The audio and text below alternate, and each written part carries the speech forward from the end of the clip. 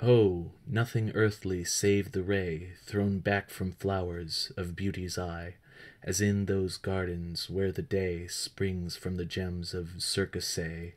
Oh, nothing earthly save the thrill of melody in woodland rill, or music of the passion-hearted, joy's voice so peacefully departed that like the murmur in the shell its echo dwelleth and will dwell. Oh, nothing of the dross of ours, yet all the beauty, all the flowers that list our love and deck our bowers adorn yon world afar, afar, the wandering star. 'Twas a sweet time for Nisake, for there her world lay lolling on the golden air, near four bright suns, a temporary rest, an oasis in desert of the blest. Away, away, mid seas of rays that roll Empyrean splendor o'er the unchained soul, the soul that scarce, the billows are so dense, can struggle to its destined eminence. To distant spheres from time to time she rode, and late to ours the favored one of God. But now the ruler of an anchored realm, she throws aside the scepter, leaves the helm, and, amid incense and high spiritual hymns, laves in quadruple light her angel limbs. Now, happiest, loveliest in yon lovely earth, whence sprang the idea of beauty into birth, falling in wreaths through many a startled star, like woman's hair mid pearls, until, afar, it lit on hills Achaean, and there dwelt. She looked into infinity, and knelt. Rich clouds for canopies about her curled, fit emblems of the model of her world, seen but in beauty, not impeding sight of other beauty glittering through the light. A wreath that twined each starry form around, and all the opaled air in color bound.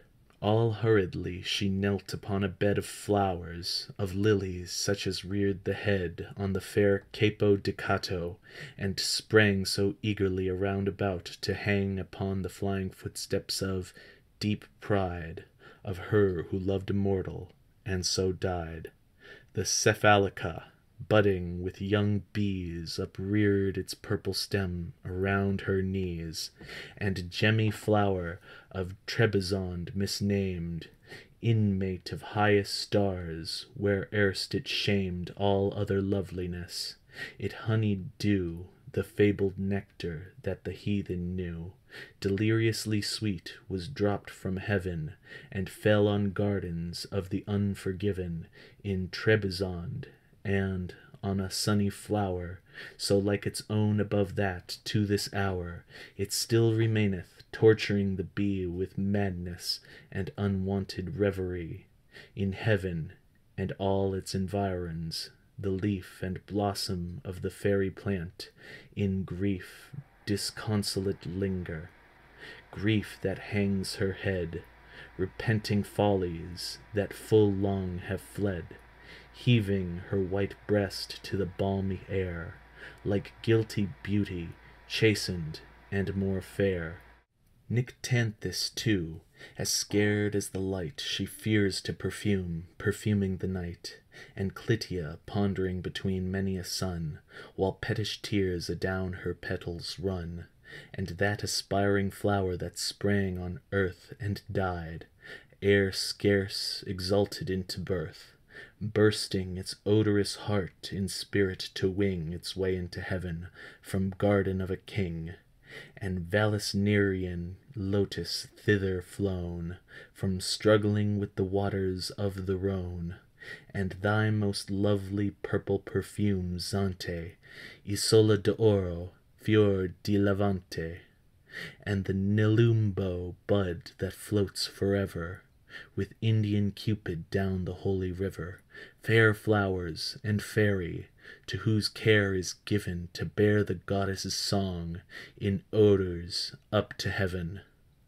Spirit, that dwellest where in the deep sky, the terrible and fair, in beauty vie, beyond the line of blue, the boundary of the star, which turneth at the view of thy barrier and thy bar, of the barrier overgone by the comets who were cast from their pride, and from their throne to be drudges till the last, to be carriers of fire, the red fire of their heart, with speed that may not tire, and with pain that shall not part.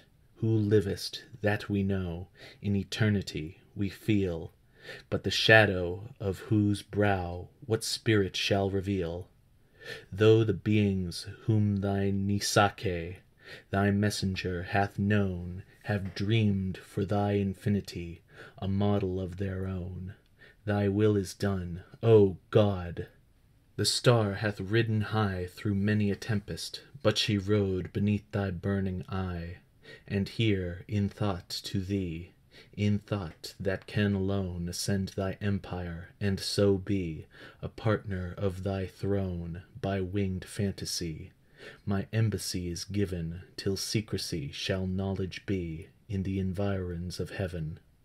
She ceased, and buried then her burning cheek abashed amid the lilies there, to seek a shelter from the fervor of his eye. For the stars trembled at the deity. She stirred not, breathed not, for a voice was there, how solemnly pervading the calm air, a sound of silence on the startled ear, which dreamy poets name the music of the sphere. Ours is a world of words, quiet we call silence, which is the merest word of all. All nature speaks, and even ideal things flap shadowy sounds from visionary wings. But ah, not so when, thus, in realms on high, the eternal voice of God is passing by, and the red winds are withering in the sky. What though in worlds which sightless cycles run, linked to a little system and one sun, where all my love is folly, and the crowd still think my terrors but the thunder cloud, the storm, the earthquake, and the ocean wrath? Ah, will they cross me in my angrier path? What though in worlds which own a single sun, the sands of time grow dimmer as they run? Yet thine is my resplendency, so given to bear my secrets through the upper heaven. Leave tenantless thy crystal home, and fly with all thy train athwart the moony sky, apart, like fireflies in Sicilian night, and wing to other worlds another light. Divulge the secrets of thy embassy to the proud orbs that twinkle, and so be to every heart a barrier and a ban, lest the stars totter in the guilt of man. Up rose the maiden in the yellow night, the single-mooned eve. On earth we plight our faith to one love, and one moon adore. The birthplace of young beauty had no more. As sprang that yellow star from downy hours, up rose the maiden from her shrine of flowers, and bent o'er sheeny mountain and dim plain her way, but left not yet her Thracian reign. High on a mountain of enamelled head, such as the drowsy shepherd on his bed of giant pasturage lying at his ease, raising his heavy eyelid, starts and sees, with many a muttered hope to be forgiven, what time the moon is quadrated in heaven, of rosy head, that towering far away into the sunlit ether, caught the ray of sunken suns at eve, at noon of night, while the moon deigned with the fair stranger light. Upreared upon such height arose a pile of gorgeous columns on the unburthened air, flashing from Parian marble that twin smile far down upon the wave that sparkled there, and nursled the young mountain in its lair.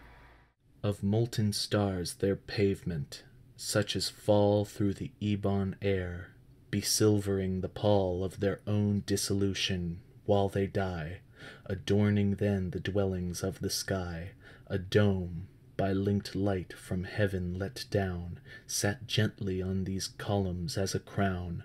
A window of one circular diamond there looked out above into the purple air, and rays from God shot down that meteor chain, and hollowed all the beauty twice again, save when, between the Empyrean and that ring, some eager spirit flapped his dusky wing.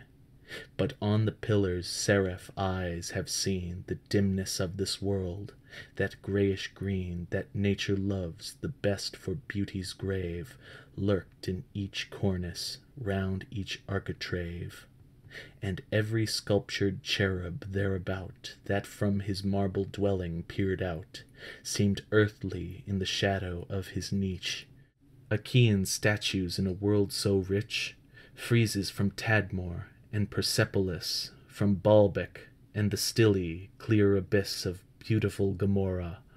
Oh, the wave is now upon thee, but too late to save. Sound loves to revel in a summer night. Witness the murmur of the grey twilight that stole upon the ear and ear-echo of many a wild star-gazer long ago, that stealeth ever on the ear of him who, musing, gazeth on the distance dim, and sees the darkness coming as a cloud. Is not its form, its voice, most palpable and loud? But what is this? It cometh, and it brings a music with it. 'Tis the rush of wings, a pause, and then a sweeping, falling strain, and Nisake is in her halls again. From the wild energy of wanton haste, her cheeks were flushing, and her lips apart, and zone that clung around her gentle waist had burst beneath the heaving of her heart. Within the center of that hall to breathe, she paused and panted, Xanthe, all beneath the fairy light that kissed her golden hair, and longed to rest, yet could but sparkle there. Young flowers were whispering in melody to happy flowers that night, and tree to tree. Fountains were gushing music as they fell in many a starlit grove or moonlit dell. Yet silence came upon material things, fair flowers, bright waterfalls, and angel wings, and sound alone that from the spirit sprang bore burthen to the charm the maiden sang. 'Neath bluebell or streamer or tufted wild spray that keeps from the dreamer the moonbeam away, bright beings that ponder with half-closing eyes on the stars which your yonder hath drawn from the skies, till they glance through the shade and come down to your brow, like eyes of the maiden who calls on you now. Arise from your dreaming in violet bowers, to duty beseeming these star-litten hours, and shake from your tresses encumbered with dew the breath of those kisses that cumber them too. Oh, how without you, love, could angels be blessed, those kisses of true love that lulled ye to rest. Up! Shake from your wing each hindering thing, the dew of the night, it would weigh down your flight, and true love caresses, oh, leave them apart. They are light on the tresses, but lead on the heart. Ligeia, Ligeia, my beautiful one, whose harshest idea will to melody run? Oh, is it thy will on the breezes to toss, or capriciously still, like the lone albatross, incumbent on the night, as she on the air, to keep watch with delight on the harmony there? Ligeia, whatever thy image may be, no magic shall sever thy music from thee. Thou hast bound many eyes in a dreamy sleep, but the strains still arise which thy vigilance keep. The sound of the rain which leaps down to the flower and dances again in the rhythm of the shower, the murmur that springs from the growing of grass, are the music of things but are modelled, alas. Away then, my dearest, oh, hie thee away, to springs that lie clearest beneath the moon ray, to lone lake that smiles in its dream of deep rest, at the many star isles that enjewel its breast, where wild flowers creeping have mingled their shade, on its margin is sleeping full many a maid. Some have left the cool glade, and slept with the bee. Arouse them, my maiden, on moorland and lea. Go, breathe on their slumber, all softly in ear, the musical number they slumbered to hear. For what can awaken an angel so soon, whose sleep hath been taken beneath the cold moon, as the spell which no slumber of witchery may test, the rhythmical number which lulled him to rest? Spirits in wing, and angels to the view, 1,000 seraphs burst into the empyrean through. Young dreams still hovering on their drowsy flight, seraphs in all but knowledge, the keen light that fell refracted through thy bounds afar. O death, from eye of God upon that star, sweet was that error, sweeter still that death, sweet was that error. Even with us the breath of science dims the mirror of our joy. To them 'twere the simoom, and would destroy, for what to them availeth it to know that truth is falsehood, or that bliss is woe? Sweet was their death, with them to die was rife, with the last ecstasy of satiate life. Beyond that death no immortality, but sleep that pondereth and is not to be. And there, oh, may my weary spirit dwell, apart from heaven's eternity, and yet how far from hell! What guilty spirit, in what shrubbery dim, heard not the stirring summons of that hymn? But too they fell, for heaven no grace imparts to those who hear not for their beating hearts. A maiden angel and her seraph lover, oh, where, and ye may seek the wide skies over, was love, the blind near sober duty known? Unguided love hath fallen mid tears of perfect moan. He was a goodly spirit, he who fell, a wanderer by mossy mantled well, a gazer on the lights that shine above, a dreamer in the moonbeam by his love. What wonder, for each star is eye-like there, and looks so sweetly down on beauty's hair, and they, and every mossy spring were holy to his love-haunted heart and melancholy. The night had found, to him a night of woe. Upon a mountain crag young Angelo, beetling it bends athwart the solemn sky, and scowls on starry worlds that drown beneath it lie. Here sate he with his love, his dark eye bent with eagle gaze along the firmament. Now turned it upon her, but ever then it trembled to the orb of earth again. Iante, dearest, see, how dim that ray, how lovely 'tis to look so far away. She seemed not thus upon that autumn eve I left her gorgeous halls, nor mourned to leave. That eve, I should remember well, the sun-ray dropped in Lemnos with a spell on the arabesque carving of a gilded hall, wherein I sate, and on the drapiered wall, and on my eyelids, oh, the heavy light, how drowsily it weighed them into night. On flowers before, and mist, and love they ran, with Persian Saudi in his Gulistan. But oh, that light! I slumbered, death the while stole o'er my senses in that lovely isle, so softly that no single silken hair awoke that slept, or knew that it was there. The last spot of earth's orb I trod upon was a proud temple called the Parthenon. More beauty clung around her columned wall than even thy glowing bosom beats withal.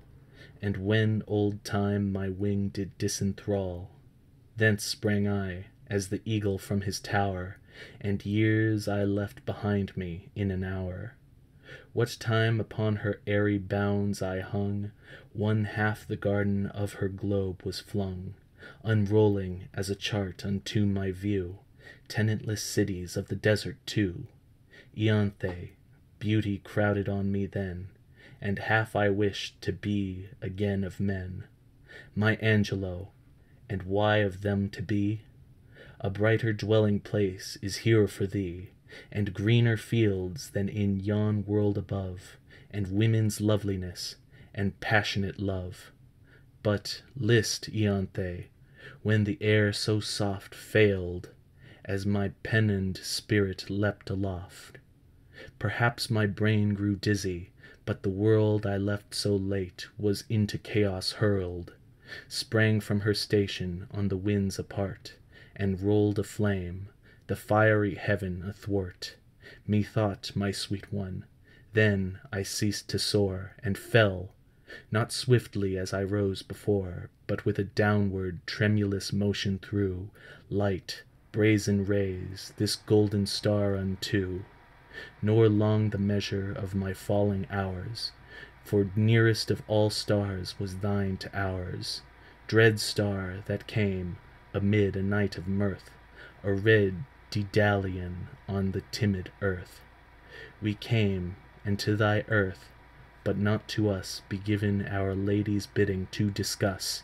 We came, my love, around, above, below, gay firefly of the night, we come and go, nor ask a reason save the angel nod she grants to us as granted by her God. But, Angelo, then thine grey time unfurled never his fairy wing over fairier world.